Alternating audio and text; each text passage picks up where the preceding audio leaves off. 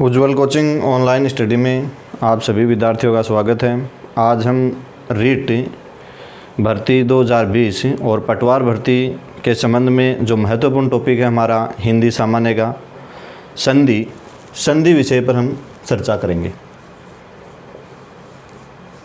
Topic का जो नाम है वो अपना क्या रहेगा? संधि। संधि जो शब्द है वो सम और धी से मिलकर बना है। दो शब्दों का इस्तेमाल किया हमने, एक तो सम और दूसरा है धी। सम का मतलब तो क्या होता है? सम्मान।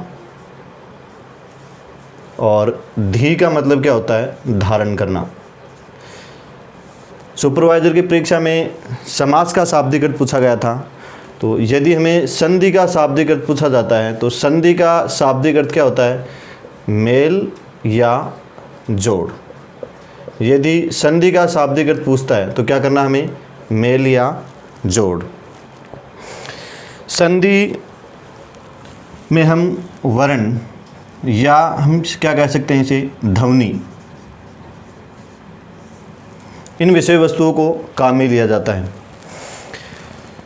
दो वर्ण जहाँ पर मिलते हैं और दो वर्ण मिलने से जो ध्वनि में विकार उत्पन्न होता है या परिवर्तन होता है उसे हम क्या कहते हैं? संधि कहते हैं। यदि दो वर्ण का जो मेल होता है वो संधि नहीं है, वो मेल है। दो वर्णों का ऐसा मेल जिसमें परिवर्तन या विकार, परिवर्तन और विकार उत्पन्न होना ही क्या कहलाता है? संधि कहलाता है। अब जैसे परीक्षा में हमें प्रश्न पूछा जाता है, जैसे हमें पूछेगा कि ऐसा कौन सा शब्द है जिसमें संधि नहीं है। जैसे देखो, संयोग,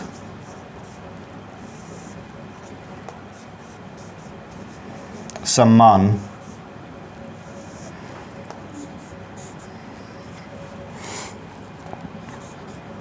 समक्ष और समाचार। यदि इन्हीं शब्दों में से मैं ये पूछता है कि कौन सा ऐसा शब्द है जिसमें संधि है, इसका यदि हम विच्छेद करते हैं तो इसमें अपने पास में आएगा सम और इधर क्या हो जाएगा? योग। दूसरा देखो, इसका विच्छेद करेंगे तो अपने पास में क्या होगा? सम और मान। इसका हम करेंगे तो इधर अपने पास में क्या होगा? सम और इधर अपने पास में अक्ष या अक्षी। इसका हम करेंगे तो यहाँ अपने पास में क्या होगा? सम और आचार। अब हमें ये देखना है कि कौन सा ऐसा शब्द था जिसमें संधि थी। इनमें से तीन शब्द अपने पास में बिना संधि के हैं और एक शब्द है जिसमें क्या है? संधि है। देखो, इस शब्द की अंतिम ध्वनि अपने पास में है मैं, इसकी भी अंतिम ध्वनि मैं, और इसकी भी अंतिम ध्वनि मैं, और इसकी भी अंतिम ध्वनि क्या अपने पास में? मैं। यह प्रथम शब्द का अंतिम वर्ण और दूसरे शब्द का पहला वर्ण जहाँ परिवर्तन होगा वहाँ संधि है, और यदि परिवर्तन नहीं हो रहा है तो वो क्या है? मेल या जोड़। जैसे ये जो मैं है, यहाँ पर मैं किस में चेंज हो गया? अनुस्वार में चेंज हो गया।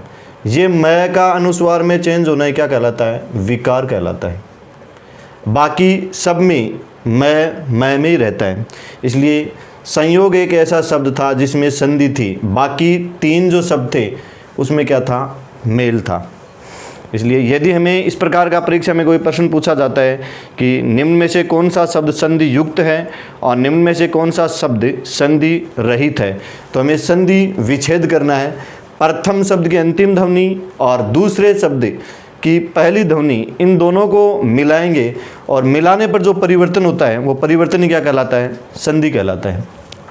अब देखो, संधि का शाब्दिक अर्थ, जैसे आपसे या तो समास का शाब्दिक अर्थ पूछता है या फिर संधि का शाब्दिक अर्थ पूछा जाता है। समास का शाब्दिक अर्थ तो होता है संक्षिप्त या छोटा रूप, और संधि का शाब्दिक अर्थ क्या होता है? मेल या जोड़। अब हमें संधि पे बात करनी है, तो संधि का शाब्दिक अर्थ हमने देख लिया। शाब्दिक अर्थ क्या होता है? मेल या जोड़ होगा। संधि के भेद कितने हैं? संधि के 3 भेद हैं। प्रथम भेद जिसे हम कहते हैं स्वर संधि, पहला जो भेद है वो क्या कहलाता है? स्वर संधि। दूसरा भेद व्यंजन संधि, और तीसरा जो भेद है उसे हम क्या कहते हैं? विसर्ग संधि। इसलिए यदि हमें संधि का भेद पूछता है कि संधि के कितने भेद हैं, तो उत्तर क्या हो जाएगा? 3, स्वर संधि, व्यंजन संधि और विसर्ग संधि।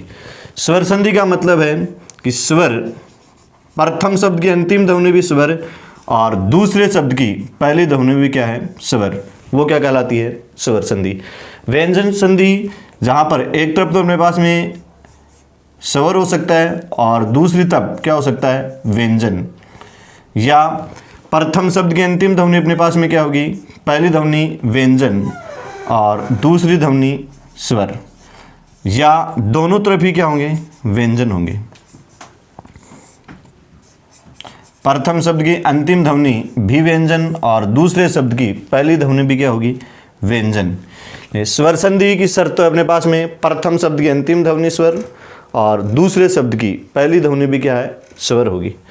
व्यंजन संधि, प्रथम शब्द की पहली ध्वनि स्वर और दूसरी व्यंजन, पहली ध्वनि भी व्यंजन या फिर दूसरी ध्वनि स्वर, या फिर प्रथम जो शब्द है उसकी अंतिम ध्वनि भी स्वर और पहली ध्वनि भी क्या होगी? स्वर। विसर्ग संधि में अपने पास में क्या होगा? प्रथम शब्द की अंतिम ध्वनि या तो स्वर हो सकती है या व्यंजन हो सकती है, और यहाँ पर पहले क्या होगा? विसर्ग होगा। विसर्ग के बाद या तो क्या आएगा? स्वर, या क्या आएगा? व्यंजन। अर्थात पहले अपने पास में पहली शर्त विसर्ग होनी चाहिए और उसके बाद में या तो स्वर आएगा या व्यंजन, और इस विसर्ग में जो परिवर्तन है वो क्या कहलाएगा? विसर्ग संधि। संधि के कितने भेद हो गए अपने पास में? 3, स्वर संधि, व्यंजन संधि और विसर्ग संधि। अब पहला अपना बिंदु है स्वर संधि। स्वर संधि पे चर्चा करते हैं। स्वर संधि का मतलब क्या है? शब्द जो होगा उस शब्द की पहली ध्वनि भी स्वर और दूसरी ध्वनि भी क्या है? स्वर। अर्थात स्वर के बाद स्वर, दोनों और स्वरों का मेल क्या कहलाता है? स्वर संधि कहलाता है। स्वर संधि, संधि के तो कितने भेद अपने पास में? 3 भेद हो गए। और अब स्वर संधि का भेद यदि हमें पूछता है कि स्वर संधि के भेद, तो ये देखो स्वर संधि, स्वर संधि के कितने भेद हैं? 5। पहला दीर्घ स्वर संधि,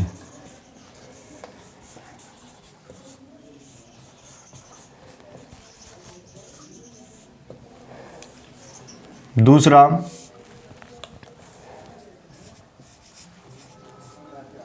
गुण स्वर संधि, तीसरा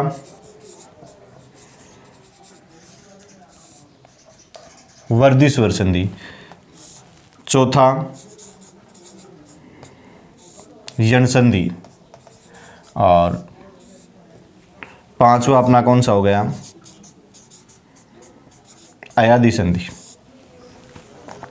अब देखो, यदि संधि का भेद पूछता हमें तो कितने भेद हैं?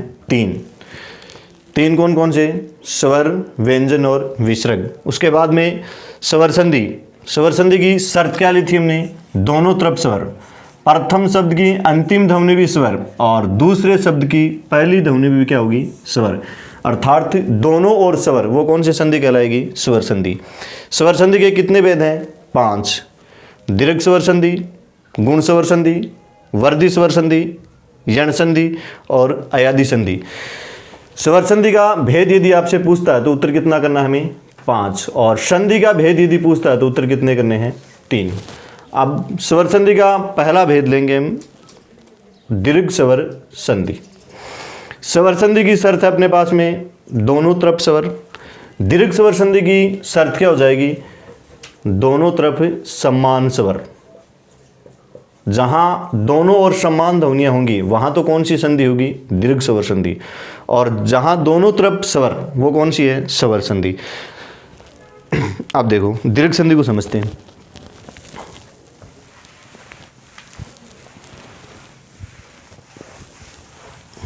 जैसे देखो दीर्घ संधि की शर्त देखनी है हमें। दीर्घ स्वर संधि,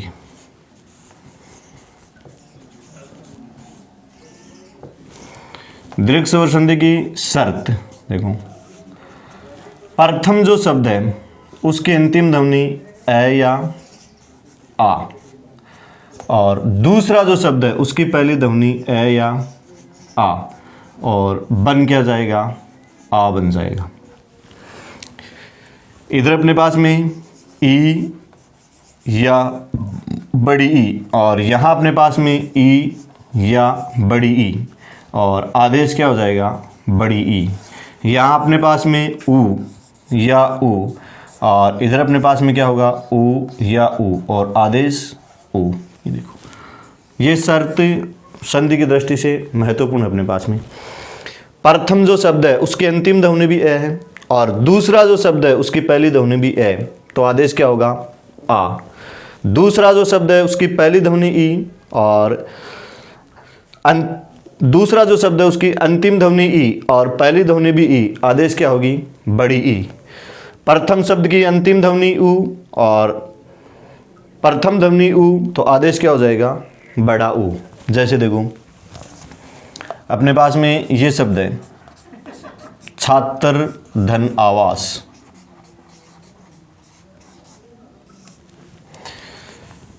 ये प्रथम शब्द है, और इस शब्द की अंतिम ध्वनि अपने पास में क्या है, ए। ये दूसरा शब्द है, और दूसरे शब्द की पहली ध्वनि अपने पास में क्या है, आ। इन दोनों को मिलाएंगे तो ये क्या बन जाएगा, आ बन जाएगा। दो ध्वनियाँ मिलकर एक ध्वनि में परिवर्तित हो रही है, इसलिए ये जो शब्द क्या बन गया, छात्रावास, शब्द हो गया छात्रावास। यहाँ पर ये जो परिवर्तन हो रहा है, ए और आ दोनों मिलकर के क्या बना, आ, इसलिए इस शब्द में क्या है, संधि है। यहाँ छात्र और यहाँ अपने पास में आवास, इन दोनों के मेल से एक शब्द बना छात्रावास।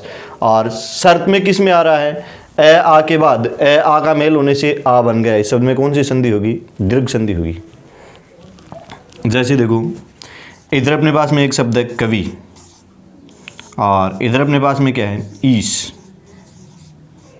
ये देखो इस शब्द की अंतिम ध्वनि यदि हम ले रहे हैं, प्रथम शब्द अपने पास में कवि है और इसकी अंतिम ध्वनि अपने पास में क्या है, ई, और दूसरा शब्द ईश, ईश की पहली ध्वनि अपने पास में क्या है, ई।